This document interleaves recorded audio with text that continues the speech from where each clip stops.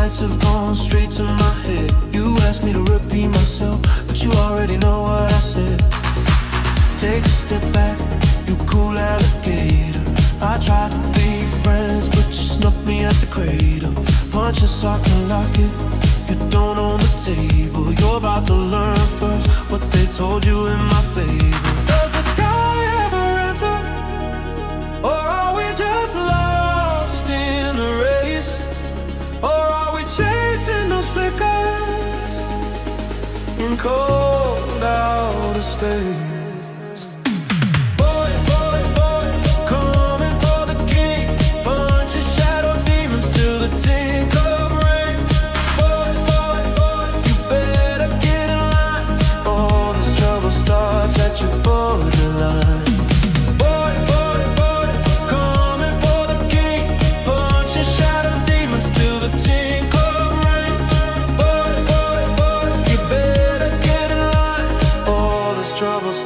At your borderline. My head swimming from these crushed up sevens. 2 more drinks and I'll feel like heaven. All this talking that started my engines revving. I hope God doesn't keep tabs after 11. Take a step back, you ain't no James Taylor. You act like everyone on the block needs to pay it. Put a sock in and lock it, you don't belong at my table. You're about to learn first what they told you in my fable. Does the sky ever answer? Or are we just lost in the race? Or are we chasing those flickers in cold outer space?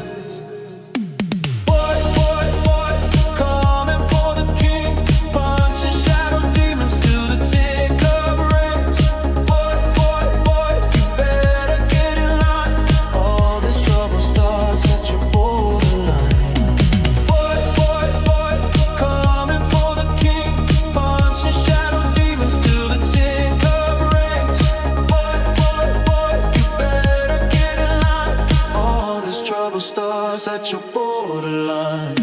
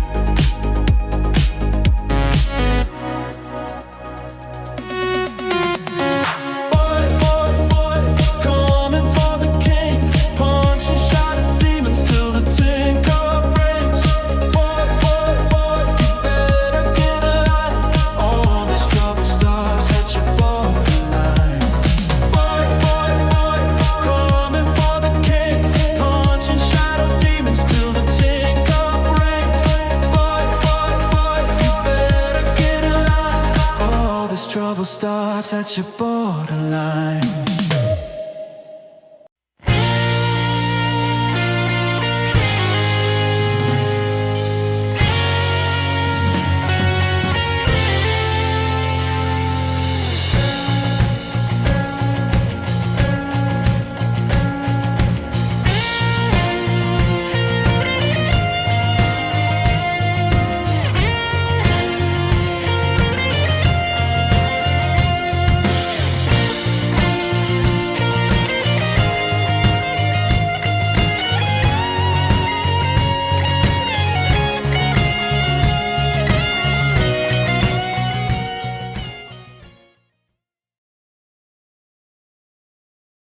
All right, everybody, look who we got in the house today. Hope you guys are having a great day out there. It's a Tuesday, everybody. Can you believe that shit? We're here on a Tuesday.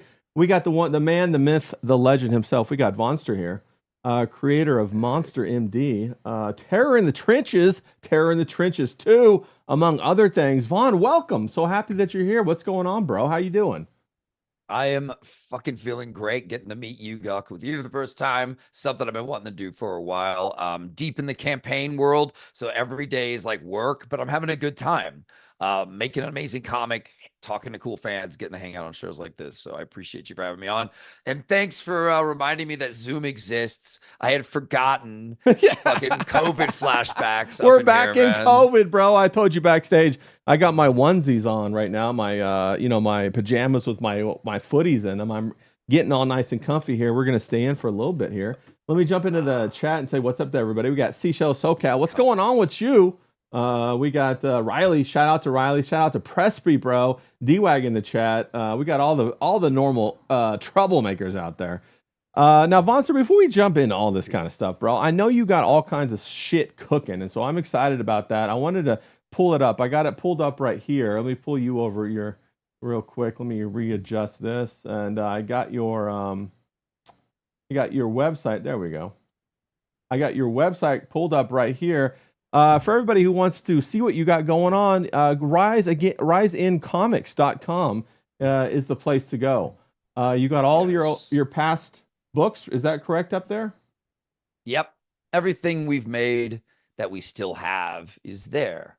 And it's a really cool store, easy to navigate, awesome books, awesome stickers, all kinds of cool little things that we had on campaigns that backers got for free, of course, as bonuses. But now I'm just like, you know what? People who get into my work might want them, and I don't want them to just rot in a garage. So like, let's get them out. But really, it's some of the coolest stuff out there: patches, cards, buttons, stickers, you name it, posters. But we're here for the books. I've done some pretty killer stories over the years, man. I'm really proud of it. I started with Monster MD, huge success. Everyone goes nuts. I move on. I do Terror in the Trenches. Everyone still loves that. Goes nuts. I got my Darker Avenger like story out. Kataru Witch Hunter, awesome book. People were kind of hard on it. Then they read it. They said it's some of my best work. It ends up winning Book of the Year. So that's like my, awesome library I've got cooking. And then you've got Necrovanicon, which is like my art book. And it's me, and it's just like how I develop comics too, with character design work and a whole lot of cool characters. And you'll get to see books that I'm working on way before they ever come out. Very so cool. Preview. Very cool. Yeah, this is a great website too. I love it. And of course, you can follow Vaughn on all of his at Instagram, My at socials. Twitter, all his socials. I got him down in the description. He's __rise again __, just to let you know. He's also running a campaign right now on Indiegogo. We got it right here. I'm going to go ahead and I'm going to copy that link and drop it in the chat. He's got the Indiegogo campaign going on right here. Terror in the Trenches, Volume 2. You're already at 132 backers. That's fantastic. Very exciting. Tell me a little bit about Terror in the Trenches 2. All right, baby. I took a character no one cared about, and I made him into something uncompromising, raw, and more badass than anything else out there. I had to make Black Terror a hero that everyone could get into again and appreciate.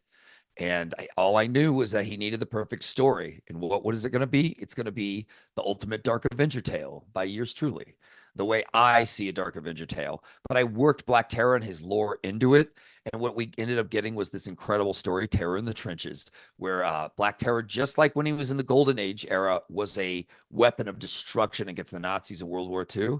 But later, 30 years later, in the 70s, when he's just a humble pharmacist running a little shop in New York, they come back. Ooh. People from his past, they decimate his entire neighborhood right away. This is all stuff from Volume 1. If you haven't read it, it's a little spoilery ahead.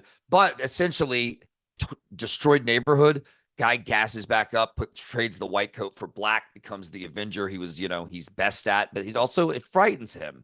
He's got a dark side. He's got kind of a Dr. Jekyll thing. He'll lose his mind and he'll kill everybody around him. He's got a berserker thing going on. But he must gas up and get his powers back. So he inhales the evil terror gas that gives him his power, and it gives him a breath that makes people. It's like a fear toxin. Hence the name Black Terror, and they see him as what they fear most. And we play a lot with that. We play a lot with like themes of fear, themes of the damage you do coming back to haunt you. And essentially, in this second book, Black Terror is powerless, has a bullet hole through his belly, and he's got a sniper with mutated eyes that are scopes. Doesn't need a scope, just can zoom in. Fantastic. And she has him dead bang, and that's how we start the book. Okay, it's 72 pages, amazing art by Monica McCagney, and Tiago Barca does colors. It's just a work of art we're doing, guys. And when we're done, I think people are going to say this is one of the greatest Black Terror stories ever told, if not the. I want it to be that. We're going for that. Yeah, so he was the OG guy on Nitrous then. He was like the OG yay on Nitrous, shooting it up. Hell yeah. We got Monk Fruit in the chat. He says this artwork is fucking awesome. Completely agree. Shout out to James out there, my co-host on my other show. I see him in the chat. But no, the artwork looks fantastic. I was going to say that. I love the style. It's that cartoony but still comic style that really opens the world up, gives you like unlimited visual possibility.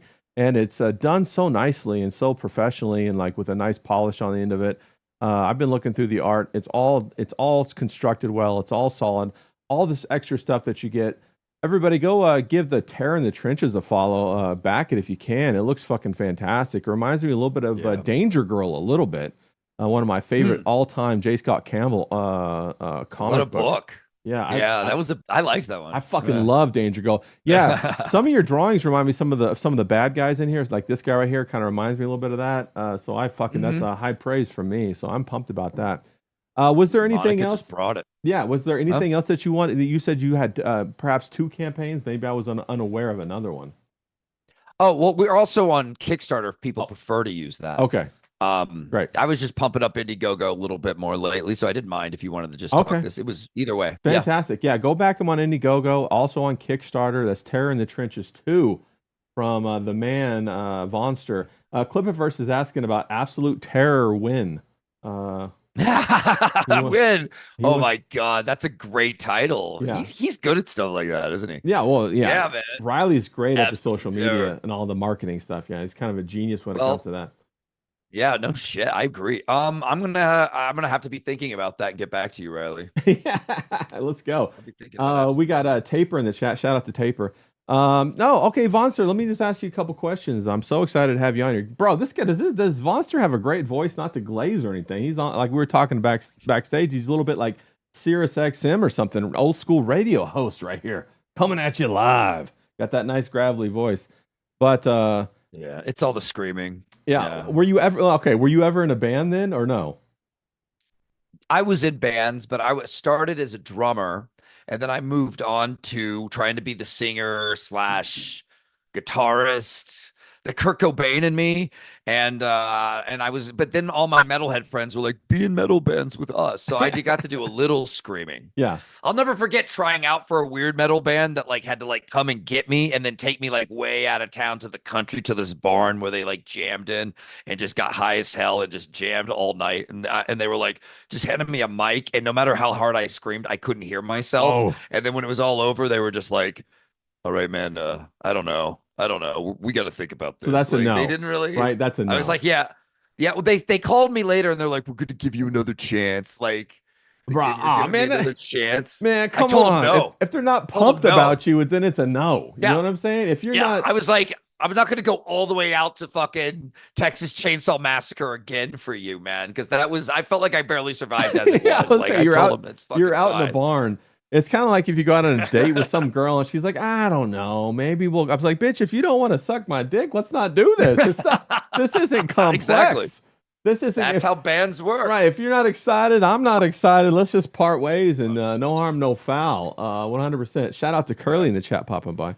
But no, so you were in a band for a little bit then, huh? And then is that where the creativity kind of got going for you, or is it writing? What was it? Talk to me, Vaughn. All right, creativity for me definitely had to start in preschool when it's the 1980s. Okay, let's set the stage. I'm going to a preschool called Pumpkin Shell. And which I love that name. Pumpkin Shell, let's go. And it's painted orange. It's painted orange and run by like the sweetest like teacher ladies ever, And in the Pumpkin Shell one day, a artist came for like a visit. They always did cool things, right? It wasn't just boring school shit. And he's like this gothed out 80s badass wearing like a black shirt with the bones and the ribs showing. Yeah. And he teaches us how to sculpt. Oh. And I got really and I got kind of obsessive. My brain just, kid brain obsessed, and I kept sculpting and I kept sculpting. And he was like, you just keep doing your thing, man, you know? And then all the other kids went outside for recess, but I stayed in to keep making art. And I remember that moment in my life is like, wow, I've been just making shit ever since. That's huge, bro. And that is huge. So yeah. you're sitting there, you're sculpting, and then did you sculpt very much after that, or did that just set off like a inspiration where you're like, what else can I get into? Yeah, drawing. Okay. From it turned into drawing, and not long after that, the drawing took over sculpting. I did sculpt a few things, and my parents kept them, and I was like, oh, like, yeah, you know, for like a minute. And then I graduated to drawing because of comics. Yeah. Comics was the next big step for me. About and how old were you when you fell in love Turtles with comic books, would you say? Well, I'd have to be like 7. Okay. And what was like 7. what was the 6, comics 7. that you were drawn to at that time? I was drawn to Ninja Turtles. Oh, let's go. The original black and white, Eastman layered, violent as hell Ninja Turtles. And your parents would Coolest happily book buy them ever. for you, right? Nope. Oh, He wasn't happy at all. They wouldn't buy them for My you? dad, he tried to get, well, he did, but it was begrudging. And my dad's just like that to this day. So now I laugh at it. But as a kid, I'm like, what the fuck? Because like I get him to take me to the comic book shop. That's a big moment when you first walk into a comic Oh, shop for sure. I time. remember my first time. Yeah. Yeah, and there's the like Frank Miller Dark Knight Returns poster just staring down at you, and you're like, that's fucking awesome. Yeah, what the hell is and that? and you look and you see Wolverine on the wall, and you're like, that's fucking awesome. So it's like this big moment, and I'm getting my Ninja Turtle comics. The reason I knew about them was because the cooler, slightly older kid at church was drawing one. Let's so go. I didn't even see a comic yet. Okay. I just saw a guy draw one, and he's pretty good at drawing, which of course made me like, I want to draw too. It inspires you as a young kid. I rush to the comic store so I can get these books, and then I draw a trilogy right away called Pistol, Possum, and Gang, my first 3 comics. Like, just I sit on my knees. It's like a religious experience. I throw down a stack of printer paper on the bed, and I just draw fucking comics. I just draw them, and they're very Ninja Turtles inspired. They got little headbands around their eyes and shit, and I would look at the turtle books and then draw like so I could learn like shadows, like how did the turtle book do the cool shadows around the eyes. Facts. And I would do that in mine, and man, those books just made my drawing So much better. excel so fast. Yeah. It was so fun. By the 3rd book, you can see how much I've improved already. It's so cool. And what did your parents say when they're sitting there watching you draw like these Ninja Turtles and all this kind of stuff? Were they cool with it? Because were they big church people? No. Okay. No, I was only at a church because I was visiting a friend. My parents both aren't church people. Okay. For whatever reasons, I don't know. We don't talk about it. No, it's fine. Yeah, they always had an attitude with their kids of like, find your own religion, like wander the desert alone. And yeah, sure. Find your own way. Like, we're not going to push it on you. Yeah. Yeah. Yeah, which is cool. Well, okay. I have an aside. Did they have the birds and the bees discussion with you? Because I just talked to some of my other guys on stream, and I asked them, and none of their parents talked to them about sex. And my mom talked to me about sex when I was young. She was like, "This is a penis. This is a blowjob." You know what I'm saying? I'm like, "Oh, mom!" Holy shit, mom! But at the same time, like it put me so far ahead of everybody. Whenever the cool kids came up and said, "Well, do you know this?" I'm like, "Yeah, bitch, I know all about that. You know about titty fucking." And so I was ahead of the curve, right? And so I'm the titty curve. The titty curve, baby. Get the double D's. That's right. So did your parents ever talk to you about that or no? Was that the find your own way, Vaughn? I'm pretty sure they like set a book down by my bed and then ran out of the room like and slammed the door behind them, and it was like a book on like your changing body. Oh, yeah. You get hair there, bro. You're gonna get feelings for girls, and you're gonna want to bang them all the time. I'm like, yeah, dude, I know. Trust me, I already know all of this. It's like I was already there, dude. Yeah, I was there. So yeah, it was one of those things. My parents are hilariously like open up and like just find your own way about things, and then they're like weirdly uptight about other things, you know. And here's the book. If you have any questions, let me know. I'm out. You know? Yeah, here's a video. You can watch that later. Yeah, so that's funny. So then you fall in love with the Ninja Turtles. You're drawing the books. Do you continue art through high school, or how'd that go? Okay. Were you a sports guy? Were you mostly a drawing guy? What were you? I was an art nerd. I was a goth. In high school, I was kind of a gothy, like kind of detaching myself from the world guy, though. Oh yeah, the mascara. But I was doing. Oh yeah, all that good Yeah, stuff. a little bit. My friend was more of the I can mess. hear He it. was I can hear it. I can hear it in feel your it? voice. Yeah. I did a little bit of mess. Yeah, no, Just I a little bit. totally did. I did. I remember like for my last day of school, we like gothed out and like did some eyeliner and shit before I went to class. And yeah, and I had the long blonde ass fucking hair. Let's Um, go. fucking beautiful flaxen fucking golden lamb fleece of And destruction. of course, And you wore the and dark clothes and all that good stuff too, with the I sure did. probably the etny Um, shoes or something like that. I had some etnies for Let's sure. go. Let's go. Throwback. That's a deep cut You right there. know those etnies, yeah. That's a deep cut for those who know anything about etnies. I remember Cortez's too, when all the essays wore that shit, bro. Let's go. You know. So what else? Oh, so during high school, yeah, I'm getting more into writing. My friends and I are these weird no, okay, we're like grunge era, like badass kids. I love all my old buds, of course. They're amazing people. And they grew into these amazing guys. Yeah. And but we were like arty nerds, grunge kids, and just trying to like we tried to have a band together. We, tried to, meet girls and hang out and just have a good time. And we ended up stealing fine poetry and like nice books from Barnes and Noble sometimes so we could get like the You, good shit. you guys are running through leaves of grass. You guys are leaving, Yeah, exactly. leaving alone the good stuff, taking so the leaves like of grass. Yeah. so we literally were like little criminals, but we were stealing like fine literature, right? So so like we were like, and I remember we pirated Pulp Fiction, and then we made a bunch of copies of it and sold it at school out of like a Oh, trench coat. let's So go. we were like criminals, but we were like cultured criminals, Yes, at a young yes. age. And but that's when I got more into writing. But also at high school, I was drawing posters for plays and productions and getting hired to do art for t-shirts and things. So, and I was back then, I remember I was in my like image was there, and I loved it, and I was doing my like, could I draw like Michael Turner phase in my Facts. art, Yeah. like life.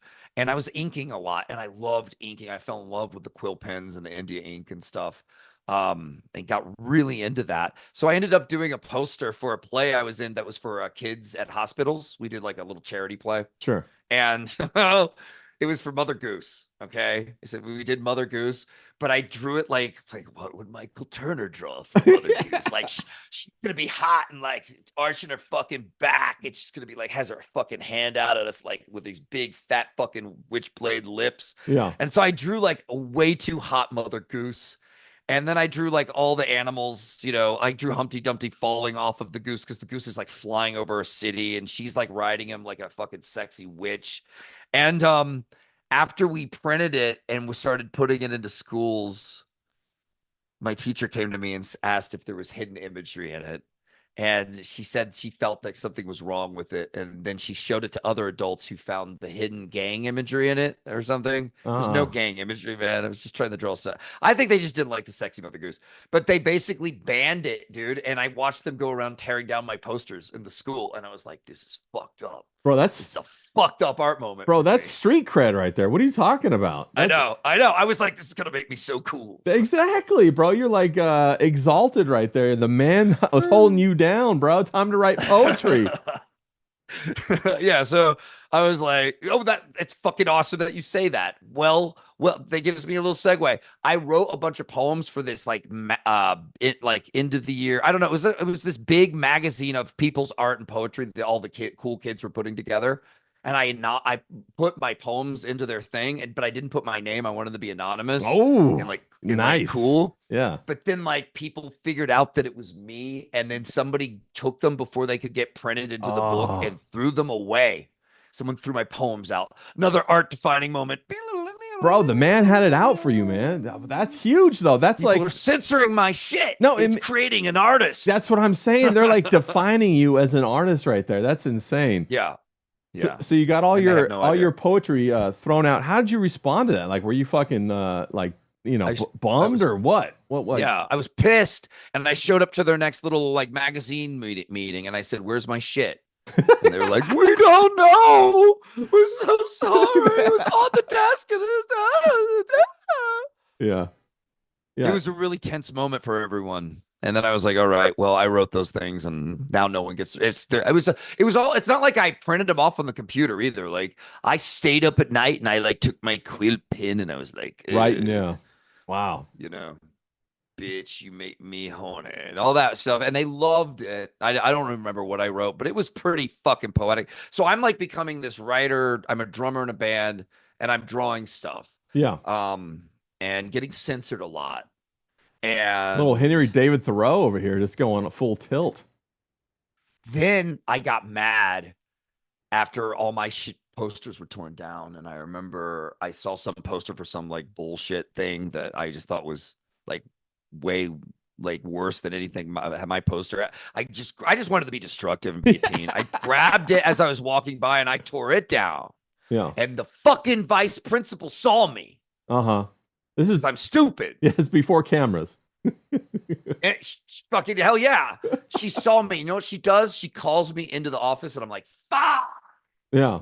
And she goes, yeah, I saw that, so like you do fighting, right? And it turns out that on the weekends I would go with the fake foam medieval weapons, and beat the shit out of my friends and like by the lake, like Wait, like Majestic and shit. like live action role playing? Is that what we're talking here? Yeah, LARPing? it wasn't. That's why I didn't use the word fucking LARPing. Yeah, I know exactly what that is. I've seen Okay. that shit before. We didn't call it LARPing back then. There I wasn't. know. There was no word. for Everybody, it. no. You guys didn't call it LARPing, but everybody who watched you was like, "There goes the Yeah. LARPers." Fucking LARPing again. That's great. Did you have like a whole witch's hat and all that good stuff too?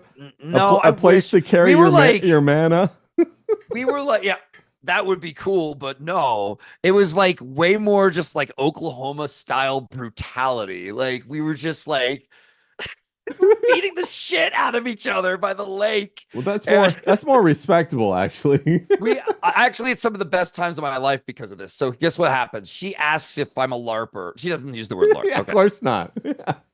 But hopefully that helps everyone understand what we're getting into here. All right. She asks about that, and I'm like, yeah, I do that. And she's like, would you like to represent our school in that? And I'm like, Wait, is she Russian? I just heard a Russian accent there for a second. no, she was just really, I think she was a lesbian. I think she was kind of masculine. She had like Butch up front and then like Terry in the back. I don't know. I don't know what the, I don't Oh yeah, what is that strong woman from South Park? That's who she was.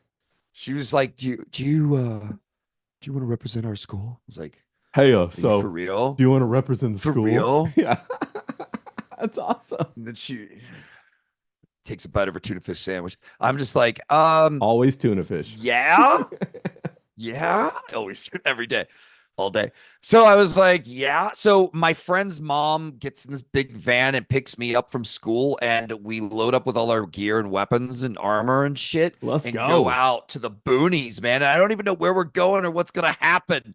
And it turns out it was like one of the best days of my life. I shouldn't go off on this because that's like, No, that's awesome. What was awesome about it was they took us to an alternative school, and you know what an alternative school is, right? Yeah. Especially out in the middle of nowhere, fucking Oklahoma. These are the bad kids. Yeah, the bad kids. These kids cannot be controlled. Like society is already fucking them up and has to put them somewhere else because they're like violent maniacs. A lot of them, like future criminals and shit, or already criminals. So I'm like, oh. Fuck, are they taking us to an alternative school to fight with medieval weaponry? Fuck. So I'm like, I don't know what's going to happen, but we walk into this gymnasium and they are putting on their own medieval festival. And it's like the coolest thing I've ever seen in my life. These teachers must have really cared and were great people, great teachers. They brought in fresh, like wet out of the oven bread, like these big bread loaves and all these big turkey legs for everyone. It was like this. I was like, how do they have money for this? Yeah, And that was before ESL. ESL. Yeah, no, that's before ESL took over. English is a second language. Yeah. That sounds about right. So I'm just like, well, this is amazing. And then we end up doing a fight demonstration in front of them. And when my friend's giant cloud fucking sword hit my shield, and it just made this big like through the gym, the kids went fucking ape shit. And it was like one of the coolest gladiator moments I've ever fucking had. And then when it was all over, everybody loved us, treated us like heroes all day. And then the principal let the kids shoot a fucking slingshot of like, I don't know if it was water balloons or eggs or what, but he let them shoot at him on the baseball field. I was like, am I in like some fucking bizarro, like I don't know, upside that down sounds like an awesome school. I mean, you know, world? Yeah. they're Yeah. And actually it was like, dude, rehabilitating it these was kids. like it was like where the cars don't go, dude. It was like it was like Oh, it was really all the way out there. so many forests and weeds to get there. It was crazy. And then it Wow. ends up being like the greatest place ever. And yeah, we end up coming home. It's like the best, return.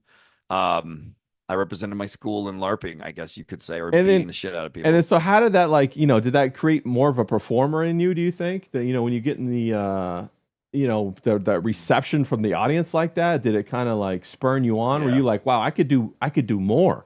Or how did When you that impact you? when you see how the girls look at you and like say hi to you and the way they smile at you after that, like it's a high. I get why No. Hulk Hogan wouldn't quit. Yeah, Like, facts. I get it. It's when the girls kind of look up at you, but their heads kind of down, and they kind of look up at you like this, and they have that smile. That's the exact smile I saw, except it had braces, Yeah. big shiny ass braces. Yeah, and you're tapping right into their brainstem right there. You're like, oh shit, this is power. This is primal power. Yeah. I want more. Yeah, we were talking about that genuine desire earlier. That she wanted a little bit more of your sword. Let's just put it that way. But Indeed. so then what did you do after that? So you come back, you do your LARPing stuff, you have a good time, you get that taste of success on maybe a larger stage. How did that impact your writing? How did that impact your art? Or did you put that aside and just become a knight full time? The night thing unfortunately couldn't last. I ended up going to college. I ended up going to OU, and that's it for the team, our awesome team. But it was like not very many of us, but we did go into the main people who do that have it regulated, called Melee is the name of the organization here. And they play out at the park, and they have big groups. And we went in there and we were able to have a lot of good fights. We had a good time. But I ended up in college. I'm just drawing, man. Like, Okay. I love. Is that what you went to school for? What was your major? Was it art? Was it drawing? I was pre-med at first. Pre-med? Okay, nice. I wanted to be a forensic pathologist. Yeah, that was back when CSI was popping, wasn't it? You were like, I'm gonna do this shit. I don't know if it was. I didn't watch it back then. I watched it later in my 20s, and I was like, oh yeah, cool. Vincent D'Onofrio sniffing everything, being weird. It was a good show. It's a good show. But I know what happened for me was I was just like, it was more like wouldn't it be cool to use the dead to bust motherfuckers? Like wouldn't it be cool? Yeah, to track him down. Yeah. But what am I doing I mean, I do okay in pre-med, but what am I really doing? I'm designing a bunch of t-shirts and posters for all the college organizations. Well, clearly my heart, and instead of taking notes in class, I'm trying to learn how to draw like Joe Maduria. Yes, like Joe Mads. Let's go. Cliffhanger dudes. Yeah. And it was cool. I would read those books, and Humberto Ramos Crimson, and I would read The 10th, and I would read Danger Girl, and I would read, what was some of the other ones that were just awesome? But there were so many good ones back then. Lady Death and Evil Ernie. So many cool books. It was kind of like a bad, nasty, sexy girl phase in comics too. So you got like She from Billy Tucci came out and was awesome. Like these were really cool times in comics, but it was inspiring my art a lot, man. I was really into it. And I went through a Batman phase too, and then that made me buy even more comics. I remember Batman the animated series. I tried to record every episode like VHS style back then. Nice. And yeah, it was fun, man. It was a good time. And then I remember watching like Batman Beyond for the first time on a tiny TV in my dorm room, and I was like, "Fuck yeah, this show rules." So yeah, I was in a Batman phase and drawing him a lot too. And there was that part of me that was like, I could try for comics, and I was like, nah. Yeah, I wouldn't be good enough. And my parents would say it's an unstable job. I got to like do something stable. So I thought, well, why not become a graphic designer? Okay. Stupid. Okay. So did you switch it up then and into graphic design, or did you just stay pre-med? Yeah. Okay. You switched to graphic design. And I did a lot of art. I went to Italy and did art and got college credit too. And I'm this like art history nerd at this point. Okay. And it's good to be an art history nerd. I think For sure. helps inform your own choices artistically sometimes. All the time. Yeah. And it also broadens your Right? trajectory 100%. Like, you know, a lot of people that I see when it comes to artwork, because you know, I'm an art guy too, is that they don't have a zenith of what they should aspire to. And so that's a big problem. A lot of times it's a lot lower, and then there's a lot more that they could find if they looked, and they could rise higher, but they don't. So I think that's very important. Good point. For me, art history was offered in my school. No, they could only do advanced placement to learn art history. Okay. So I had to like apply and everything, and I got to take the first AP art history offered in Oklahoma, and I was like so stoked, and it was a great class. Like it got me more into art. It got me more understanding of different techniques, when they were developed, who developed them, what it did for art, all these important moments. And then, you know, so I learned a lot about it, and I've been just kind of an art history nerd ever since. And I think that's really, in fact, it's a part of my work for sure. So at this point, yeah, I'm a college kid. I refuse to just let myself be the comic creator I should be. I have made another comic in high school at this point too. A cyberpunk thing called Info Speed. Okay. And my friend and I were just Ghost in the Shell whores or whatever. We just wanted to make something like that, I feel like, and prove we could do it. Well, he went on to actually make comics. That shit was pretty big, especially back then. Huge impact, especially like Cyberforce. That was a big influence as well. Gen 15, that was a fantastic one. And, you know, of course, any anime that I could get my hands on back then was huge. So Ghost in the Shell was a big one. Rare drug, it was rare. Wasn't it? It was very hard to get. Very hard to get for a long time. It made you really want it more than today. You just flip a button and you got streaming anime or whatever. But back then, you were like, "Could I borrow your VHS, bro? I need some more of that anime, bro." Like it was like nuts. only the cream would make it though, you know, because like you'd have a friend whose dad went over to Japan. He'd pick up like the 5 or 6 best ones, and then you'd rotate it in the group or whatever, and you guys would all watch it. That's cool. Yeah, so that was very cool, and like it would really filter a lot of the lower level bullshit that, you know, like is flooded the market now in the Western market, Right. and that was already flooded in the Japanese market. So my idea of what anime was like this, you know, epic pedestal of like, wow, you know, those guys know how to do it. I didn't even know they made bad stuff. I was just like, everything they make is so fucking deep, bro.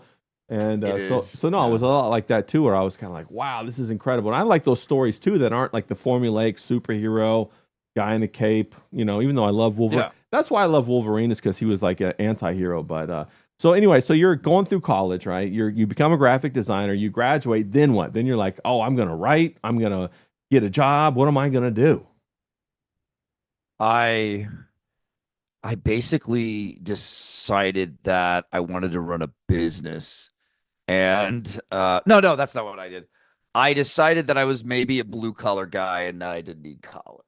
Okay. And I thought, wouldn't it be great to just work hard at something that pays well, you know, and then you come home, rest, get a wife, get some kids, live a life. Yeah, yeah. And I worked in some like crazy industrial pipe factory for a minute, and it was full of bizarre chemicals that did God knows what to me. And black sludge would come out of my nose at night in the shower. Well, people are saying you kind of sound like Jim Brewer a little bit, so that maybe. Whoa, I got a little Brewer in me. But I ended up coming home from a hard day's work, and my roommate, who had never paid any rent, had bailed on me. Oof. And he was just a weirdo anyway. But I had met him in college and thought he was trustworthy, but he had never paid any rent. So I was in a situation where I wasn't, you know, rent was going to be a lot tougher now, and I could find someone else and just keep living this life, or I could wing it, change my life. Okay. I chose to wing it. My mom said, "Vaughn, you're a Texan." And I said, "Maybe you're right." Okay. And I went to Texas. Let's go. I went to Austin, Texas. So how'd that happen? Texas what brutal. What did mom do? Did she give you like $100 and said, go claim your future and down there in Texas? And you were like, you went off, and that's how it kind of happened? Yeah, it was very wing it. It was very fast. Wow. Good for you, mom. Shit, W for mom. Cleaned up the apartment. Yeah, good mom. Amazing mom. Yeah, amazing. A mom who I would say fostered a lot of my love for horror and love of stories as a kid. The way she would tell stories got me really interested and excited. And it just, you know, she would always show me the cool books from the library that just had the worst, most horrific stories for kids. It was great. Nice. Good mom. So then you're down in Austin and you're like, what the fuck is this shit? Yeah. Well, I'm like, let's build a life. And so like I'm getting little jobs. They were trying to make it neo Hollywood back Yeah, then. So facts. I'm thinking you meet the right friends, you make the right connections on a film set. Who knows? Maybe build a little career out of that.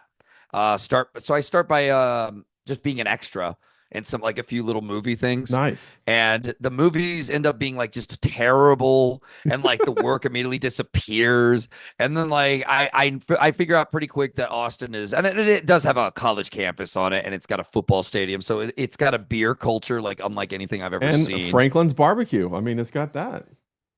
Franklin's, okay. I don't know if I had, maybe I had them. I'm not sure. Stubbs, I had. Stubbs is solid Uh, too. Love Stubbs. Yeah. you love Stubbs? Awesome. It was good. It was good, and the music that they would have there and stuff, like the Cramps would show up and play, and you're like, holy shit. Yeah. It's amazing. But it was so Austin was my 20s, but I just remember it felt like just a big fight all the time. The Yeah. sun blazing on you, flying tree roaches coming at you, everyone's driving drunk flying at you, like everyone's cussing you out at a stoplight. People want to fight at parties, and you're like, what the fuck? I thought you guys were hippies Yeah. here, man. What the fuck? My mom remembers it fondly because she used to like work at the Armadillo as a waitress and like met the Grateful Dead, and like those were the Bro, best days. No, the thing Not is, like is that anymore. bro, you're a dude. Dudes in their 20s get shit on. Women in their 20s get elevated to the Grateful Dead. Hey, come sit in the VIP. You know what I'm saying? So your mom had a completely different Yeah. experience. Whereas guys, Yeah. we get ran over. Cowboy Yeah. boots being too tight. You got to wash dishes, and you still don't even get the girl. You go up and ask the fucking right. waitress out. She's like, hell no, I'm going out with Aerosmith next week. What are you talking about? Too many crazy things happened to me in Austin. Yeah, the world started shitting hard. To like corrupt landlords stealing your deposits, like people calling the cops on you, like crazy girls, crazy ex-girlfriends trying to beat you up, like fucking violent people. There's a lot of violence happening. I was like, keep Austin weird my ass. Like this place is fucking insane. I got to get out. I only lasted 4 years. I did run an online business, and I drew, I think, 2 comic books there. Every time I move, I also start doing comics. But yeah, I did like a Kataru Witch Hunter comic book then that I drew myself. And then I drew another story, like a love romance story where someone dies. And it's great. It's fucking weird. But I was learning still, Yeah. and I could tell, but I was making myself grind and do it and finishing these comics. So that was a good moment too. Yeah. That's a big moment. Even if you're a writer of comics, challenge yourself and try to like draw one yourself and let it be shitty, but like learn from it. It's very valuable. Yeah, so then at this time you're like, Austin's not the spot for me. I'm gonna pull up stakes and I'm gonna go where? And at what point did you decide, hey, okay, I'm gonna write the comics versus draw the comics, or do you do both, or how'd that work? So at this point, I'm like writing movie scripts for the fun of it. And my desire to tell stories is growing. My business does well, but I don't want to sell people cosplay shit for the rest of my life. Like I could have been that guy at every con, like, hey, you want to buy a toe headband? But I didn't want to. Not to diss on it because we made a lot of money. So what do? I moved to Chicago and I go to Columbia College. How'd you pick Chicago? My girlfriend at the time was from there. Her mom lived there. She had a like free a little apartment thing, studio for us. And Columbia College is known as like one of the better film schools. Columbia is of like the world. Ivy. It's a legit, facts. It's Columbia College is more like their style is this. Your teachers are people who really work in the industry, not just people who got educated on it. So they have all their personal stories and all this stuff, like valuable info. Yeah. And connections. And relationships. That's what I was cool. going to say, which is the main thing. Right. So it was really cool. I was a little older than everyone when I went back to college. It is a full college too. It's not just art school. But my whole thing was I walk into my first day of class. The teacher says, we are the largest film school in the known universe. And guess how many films we get in festivals every year? None. Fucking zero. Yeah. And I said, and everyone was like, this is like our first intro beginner to like storytelling class they give you at Columbia. They make everyone do, I think. And he goes, our movies look good. They have perfect lighting, costumes, camera, cinematography, you name it. Terrible stories. And I was like, Jesus. Someone's got to fix this shit. Yeah, yeah. How fortunate, right? You're right there. So I'm like 20 something above everyone else in my class. All the other dudes have like Caesar cuts and they have fucking gauged ears. And there's people with black berries that think they're better than everyone else. Or black babies. Yeah, maybe black babies too. Whoa, black baby. Yeah. Bam a lamb. So then there's like me, and I'm just like, whatever, this is fucking weird. But all the guys wanted to make the next Fight Club. Yeah, yeah, yeah. Everyone in there except me is like, I want to make the next Fight Club. Okay. And then all the girls want to make the next, like, I don't know, Legally Blonde or some shit. Yeah, facts. Like, all of them. That seems about right. That sounds right. So that's what, but from then on, I was on a mission, dude, and I ended up writing a script that my school produced and actually made the movie of it. Yeah. Which is like a big deal. Like, it's a big thing. And then I won some awards. And then what else happened? I wrote for the head of animation for his advanced animation final project. So I got to write a short that got produced into a full animation. Let's fucking go. That's awesome. It was awesome. Yeah. But so the movie that I told you my school made on my script. Yeah. It was handed to an SJW director. Okay. And they ripped the heart out of it. They inverted it. That's what they do, bro. They invert shit. But that's what Columbia is all about, bro. Come on now. Yeah. Columbia, the word Columbia, the goddess of, all that good stuff. We all know about that. All that shit. We get that's some deep stuff. We hold on real quick. Yeah, you're getting a little like mythological on me over here. No, we're good. Deep lore. Shout out to Julian real quick. Super chat. Shout out to you, Julian. He says Vancouver is worse. Little clap to Julian. Thanks, bro. All right, pick it up. Where were you, Vaughn? Go for it. What is this? Reactions? Oh, adorable. So can you hear me okay? Yeah, you're good. So the okay. SJW gets a hold of your script, inverts it, and then you're like pissed off. Yeah. Well, like, he broke contract because I was the only smart kid, and when they signed my contracts, I was like, I get first rewrites, and he didn't do that. He handed it to his friend, and he went, "Make this about how like white people are bad." And Indian and the Native Americans are good. Yeah. And I was like, dude, I wrote a story about brotherhood. Like, what are you doing? Yeah. So I came in and I like kind of put him in his place, and he got in big trouble with the school for breaking contract. They were like, that shit would just get you fired like that. Facts. That's what you're going to learn from this, dude. Yeah. That's what you got to learn. So he ended up going like, okay, well, like, let me give you, let's work together. Can you make the stepdad like an abusive asshole? And he just walks in the room and goes, ah! And says a racial slur. And I was like, no, I'm not doing that. Yeah, fuck that. Yeah. So we had our like weird writing session. And then he ended up like changing it a little more anyway with his co-writer after the fact. And they made a movie that is pretty much unwatchable. Oof. So that's not going to work out for me in terms of my portfolio now. Yeah. And then the head of animation, great guy, worked on Animaniacs. I really liked him. But after he saw my script, he started changing everything. And I was like, dude, you're putting so much in that it's becoming your fucking script. Yeah. Not my script. Yeah. And I wrote something that I thought was really solid, funny. It played off this great idea. Their team had an idea, and I ran with it, and we had a good time. It was fun. But then he had to make it his and add like this Looney Tunes style slapstick fucking like not funny shit, a bunch of not funny shit. Yeah. And he kept pushing it and pushed it so hard that we had like phone call fucking fights. I'm having fights with the head of animation. Love you. I'm like this college kid. And I'm just like, dude, like, okay. And then the end result was like not a very funny, too many chefs in the kitchen, bro. They should have just went with your, stayed with your plot.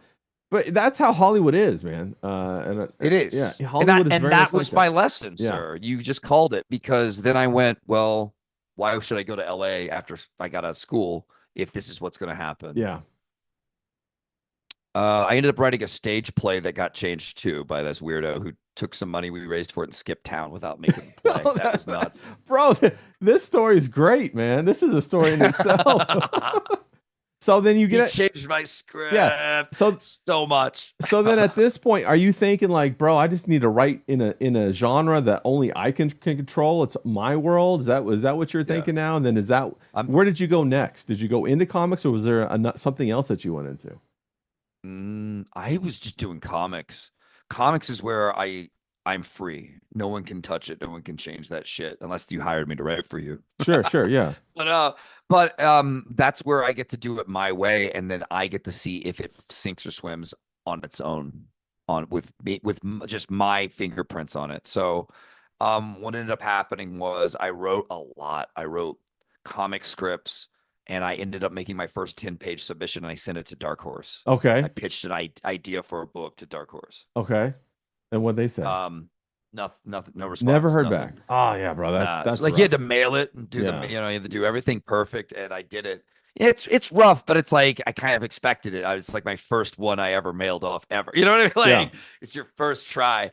But it was my first time making a pitch and making a 10-page thing with another artist and trying to work with them. Yeah. So it ended up being cool and all, but yeah, it was not, I doubt they were interested. I probably still had a lot to learn too. But I was just writing nonstop. I was doing a lot of screenplays and TV ideas too back then. But really it just kept going more towards comics. I ended up making a Guitar Witch Hunter comic. I ended up making an early version of Monster MD with another artist. And yeah, I was making comics like therapy. What's your point. writing process like? Are you just like writing all the time? Do you have notebooks everywhere, or do you have like a special little nook that you get your tea and your coffee cake just perfect, and you sit down to write for exactly 32 minutes at a time or something like that? How's it go? No, I think I'm just obsessive compulsive at ADD, so I just write when I want to write, and I have a phone with notes in it, and I'm at work. I could do notes, or when I'm out playing frisbee with my dog, I could do notes and ideas. So ideas come to me and they go into the notepad, and then I come home, and then it's like time to fucking make cool shit. Yeah. And it starts developing with my excitement for it. Really, it's like catching good waves. There you go. And then if you're in the tube, you want to stay there as long as possible and enjoy the hell out of it. And then if it keeps being enjoyable, it might end up being a comic. Yeah. Or it might fall off and it just stops at like a script or a few character designs. But I start developing almost right away. I almost have like a logo for it, a name for it, a logo. And then I start doing character designs, and it starts becoming this very real thing at this point when you have those things. It's almost like a goal. I want to see that logo on a book cover in someone's hand. Someday. Yes. I want to see it come to fruition. Yeah. So you end up creating, and before I know it, I'm like making, an entire production packet that I can hand to an artist and go like, here's the character designs, here's our logo, here's our plot, here's our script, here's the notes on all the characters, and it's just done. So yeah, it's like from what I learned from film school and storytelling then has now mixed with what I've learned from making comics over the years. And comics are like my therapy too. Yeah. Writing and creating is. So I guess I'm doing it all the time to keep things. It's a compulsion, but it like just keeps life interesting. Yeah, I talked to a lot of people about the creativity and like what you just, described, being in the wave or being in the zone or connecting to something bigger. Some people call it source, some people call it the magnet, a lot God, some people call it God. But that's where you're downloading all this information and you're like really alive and you're really feeling it and you're really excited about it and you're creating something that's very almost not of yourself, and you're kind of like, wow, okay, where'd that come from? And it's very exciting when you do that. And that's kind of what I'm hearing when you're saying that. You're getting these big data kind of downloads, and you're organizing them, you're putting them in different areas, and you're getting ready to come through with like Monster MD. Was that your first kind of big kind of breakthrough? Was there something before that? Yeah, I did Kataru Witch Hunter before it, but like years before it. And I was doing another Monster MD, but those weren't really breakthroughs. I felt like I had made something special with Guitar Witch Hunter, but it felt like I needed to get better. I needed to like take it further. And Monster MD was the breakthrough for me in creating something that just genuinely makes people go crazy to this day. People recognize me at cons and they're Let's like, Monster MD. Yeah, let's go. MD. That's one of my favorite books. I'm just like, holy shit, Yeah. did something special with it. So yeah, it was huge. And I just kept adding tons of pages to it. It's this big, thick, awesome book now. And just a fun world and great characters. And it did feel like for me as a storyteller, I got better. But then Terror in the Trenches happened and I got even better. Yeah. I started developing like how I really want to write. and how I want to like keep writing just to make the best, most like refined blue meth stories that you keep coming back for ever. So I Yeah, do yeah. it. And then how did you come across your artist? Because the artist seems like such a fantastic combination with the stories that you're telling. Well, I had just had a bad time trying to make Monster MD with this other artist. I think he was from Brazil or something. And he was and yeah, and he had a weird style actually, but I thought it was neat and interesting and I thought it might work for Monster MD. So we tried it, and of course I paid him and everything and um he seemed okay at first and we got through a lot of pages, man. A lot. And then for the last 5 pages, he had decided he just was mad at me for whatever. He decided he just didn't like me. And he turned in like this chicken scratch unfinished stuff and just kind of took the money and ran. Kind of And soured I the was whole like, thing. Yeah. so I have a book, but I can't really finish my book. And this guy took the money and ran and kind of gave me an FU message too. And I was like, whoa, this came kind of fucking, it didn't come totally out of nowhere, but I didn't know he was like that raging at me. I was like, I just knew his art wasn't as good. And he was kind of like slowing down with his detail, right? As we like we did more and more on the book. But I kept him paid and like tried to talk him up all the time and give him good notes. But anyway, so at the end of it, he was like, fuck you. I'm out. And I was like, fuck this. Comics is too much time. It's too much money and you get nothing out of it. Your heart, except your heart's broken or Yeah, yeah. whatever, like Kirby said. And I was like, you know what? Maybe I'll quit. And then I saw Monica's art on Facebook and something about it was so perfect for Monster MD. It had that creepiness and grit mixed with like fun and beautiful animation style line work. It had a sexiness, but it also had a violence and a power to it. It was undeniable. Had a little bit of anime influence, but also was developing it had its own style and uniqueness to it. And I was like, let's test Monica. Let's do a Monster MD pinup where Heidi's playing a prank on Wyatt and dumping a bucket of monster crap all over him or whatever while he's sleeping. And we do it and it's fucking perfect. Like it's magic. You can tell we're cooking with gas here. And I know if we make a book, It's gonna pop. it's gonna hit. Yeah, yeah. And so Mhm. that's what happened. That's awesome. Yeah, everybody still talks about Monster MD to this day. Like, oh, yeah, Vaughn, Monster MD. Now tell me a bit about, like, you already did Terror in the Trenches 1. Now you're coming up on Terror in the Trenches 2. What inspired you to do Terror in the Trenches? Where did that come from? It's different than Monster MD, isn't it? Yeah. Terror in the Trenches happened with a combination of like a crazy collision of things in my life. Um, I was first off, I saw Black Terror and I asked myself, why does he look this cool, but he's not cool? Why is he not popular? What's his story? Is there no great Black Terror story or what? Or does no one care? I started looking into him and I read some current stories on him and they were so bad and they were even disrespectful to Black Terror as a character. I kind of got a little angry. I got a little incensed. I got a little bitter about it. I felt like Black Terror deserved better. But at the same time, I remember I was going through a breakup and I remember late at night, I'm like in the dark, I'm at my keyboard, and I'm like, I am sorry, my dog's hopping up. No, it's Just okay. want to say We hi love to him. dogs around But here. you can come up, Spike, if you want. But basically what happened was I was like, I'm writing the darkest or the best Dark Avenger story ever, man. I gotta do it. I just want to. It's in me. It's been in me since I first like saw a Ninja Turtle. Like, let's do this. Yeah. And then I'm like, Black Terror needs this too. Like, I need to do both. I need to make Black Terror cool, take the old, make it new. I need to fucking tell the greatest Dark Avenger story. I need to give Black Terror a story that puts him on the map, that makes him compete with other stuff out there on the shelf. I need to do something truly unique with him, but also just like tell a good old fashioned, like pulpy, like badass adventure. But I like to think there's more layers to my work than people realize. And once you read it, you're like, wow, this guy, he's got something else to say than just violence for violence sake. It's not like that with me. There's a lot going on. There's a lot of messages happening here. So I don't know. I hope people check it out. No, It's definitely, yeah, I could tell you're a multi-layered person. I mean, like, you've already yeah. taken us on a tremendous journey today. I mean, like, all the way from Oklahoma to Austin to Chicago. It's been quite a ride. If you were going to give yourself advice back when you were 18 or 19, starting out, and you wanted to be a writer, what would you tell yourself for other young writers out there? Don't don't be your own worst enemy. Don't be in your own way. Okay, and what do you mean by that? Let your instincts guide you to what you like and love, and don't be embarrassed by it. And realize you're not going to be great at the beginning, and that's okay. Like, be chill with that, accept it, and just keep writing until it clicks, because it will.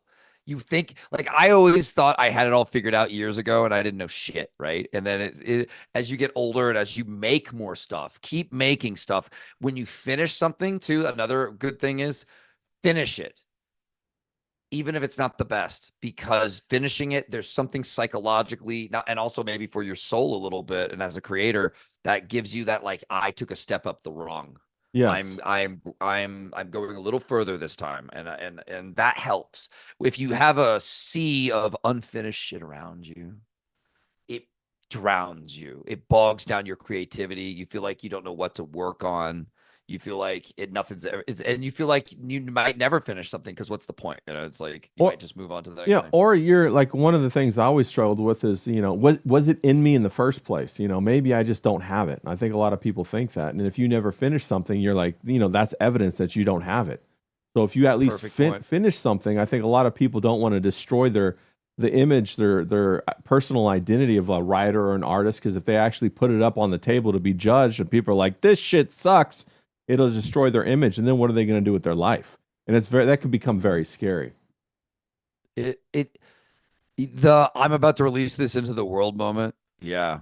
You need to not give a shit about that. This is your expression. Who gives a fuck if they like it? Hell, hopefully they hate it so much it gives you press, Facts. like a lot of and remember, a lot of great artists were hated, and they had their work hated in their time, but then people later were like, this guy fucking rules. Yeah, this guy slaps. Yeah, that's 100% right. Now we're coming up. We're coming up on the top of the hour. I don't want to hold you too long. Okay. Do you have any other ideas or things you want to leave with people? I'm going to go back to your campaign here in a second. What are your thoughts on, being a writer? Struggling with the writing, evolving as an artist, wearing your heart on your sleeve, and taking the repeated bullets and then still going. What is there? Is there a romantic side to that? No, not as in love and hate, but as in, can we make it? What are your thoughts on that? I don't romanticize what I do, because it's hard on your mind and body and spirit, all at once sometimes. But you have a compulsion. Ah, yes. And I guess I never glamorize it. Like, I always make the joke, like, yeah, I got into comics for the pussy, and everyone laughs because it's like, we ain't getting pussy because we're doing comics, unless you're fucking Warren Ellis or whatever, then you get in trouble for it later. That's the new world we live in, guys. Yes. But no, I don't romanticize it. It's hard, and sometimes you get sick of it, but you have a compulsion. You have a love for entertaining people. You have a love for trying to chase the dragon of who's going to create the next great story. That's a thing, I think. And I love following my gut and my instincts into creating these interesting, engaging characters and stories that I have danced around my head for you guys, because it's just, they're going to dance around whether I write them down or not. Like, I'm going to have ideas for things and stories. And I don't know how it just became a compulsion, because because back when I was younger, I set that goal of, like, I will be the ultimate storyteller. I will achieve that one day. And I'm trying, man. And I like what I'm doing in comics. It took me let me put it to you this way, guys. You might not like where you're at, and let yourself not like it. Don't let it take you out of art, though, because it takes a long time to get to where you're like, man, I actually made something pretty fucking good that I really like and I stand by, and I don't give a shit what anyone thinks. So yeah, it takes a long time to get here, but I have gotten here. For me, it's like writing is almost like puzzle solving too. You figure out how to make cool connections between things and give it meaning, and then impress people with that meaning. Oh, well, I just thought it was a Black Terror book of him throwing knives and killing people. No, he's got real fears. He's a real guy. He's got real loss in his life, despite being just a superhero badass in World War II. He's lived a really dark, messed up life, and you're going to learn about that. And I hope it makes you guys root for him harder. Put him through hell, make characters, put him through hell, no matter how much you love them. Yeah, facts. But yeah, I 100% agree. Well said. I want to do something. Oh, sorry. No, you're good. Go on. I guess I just want to do something in comics that's like familiar but new, and Black Terror helps With really that. epitomize that in some ways. So Yeah, and speaking of that, we got his Terror in the Trenches Volume 2 on Indiegogo. I'm going to drop that link for everybody in the chat. Go give him a backing, man. This sounds like a fantastic story, written by a fantastic storyteller, full of passion. I hope you guys can recognize that. This guy is full of fucking passion, excitement, and obsession. And that's what you want in your writer, you know? You want them up late at night, obsessed about their story, drinking that Hennessy or, you know, drinking the whatever the hell they're drinking over there. What is that, absinthe? You know, you want them drinking that absinthe, you know? Getting litty off that. But that's 100% what we want. Give Terror in the Trenches 2 a look. Also give Vaughn over on Rise Again Comics. That's riseagaincomics.com. We got his products up here. Give him a look over there too. A lot of very interesting quality work. I'm very excited about the artist. And of course, talking to Vonster about his stories, I'm all excited about it now. I'm like, let me get one of these bundles real quick here. So go check that out too. Vaughn, before we bounce out of here, is there anything you want to put out there? Any last words or anything? I know I kind of hit you with that already. This is a little bit of a rerun, but people are loving your voice. They're saying, man, we got to get this guy back on again. They're saying the guy's creative. Yes. This is how you do it in the chat. 100%. Everybody's excited about you, Vaughn. I love you guys. I love you, chat. Thank you. My puppy. Oh, the camera was too close to see him, but he's adorable. He's excited for you guys too. Let's hang out again soon. I just want to say I can't do this without you. And I appreciate you so much. You guys have let me make comics, like the coolest comics around, for years now. And I can't thank you enough. I'm very humbled by it. And I just want to make my art better for you. I want you more entertained. I want you more excited about my next book coming out. Yeah. I want you guys to be in love with this shit as I am, because these are great characters and stories. We're doing it at Rise Again. 100%. Vonster, fantastic first conversation. I hope we have many after this. I really had a good time. The hour flew by. We even went over by about 15 minutes. So I'm pumped about it. Everybody, go give him a back. Everybody in the chat, that's right. We couldn't do it without you guys. Deliver delight. That's my motto, and Vaughn does that. So I appreciate that. And with that, everybody, I hope you guys have a rest of a kick-ass Tuesday. Almost said Thursday. What day is it? I don't know. Hope you guys have a kick-ass Tuesday. Thanks for popping by and hanging out with me and Vaughn. It was fucking awesome. Get the fuck out of here. Let's go.